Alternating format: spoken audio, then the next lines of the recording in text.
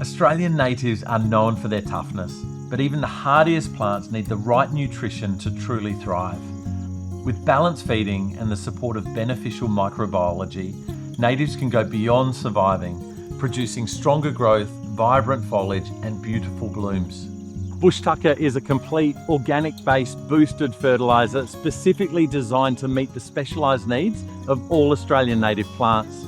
Apply Bush Tucker to established native plants every 8 to 10 weeks throughout the year. Start by pre-soaking the soil, then scatter the pellets around the drip line of the plant, keeping them a few centimetres away from the base of the stem or trunk. Refer to the packaging for recommended application rates. As a slow-release fertiliser, Bush Tucker needs to be watered in well to activate the breakdown process and start releasing nutrients into the soil, ready for uptake by the plant. Developed in close consultation with native expert Angus Stewart and soil scientist Simon Leake, Bush Tucker is organically based and nutritionally boosted. It delivers a complete range of essential nutrients with added trace elements to safely lock up phosphorus, making it ideal even for the most phosphorus-sensitive varieties. It is endorsed by Australian plant societies.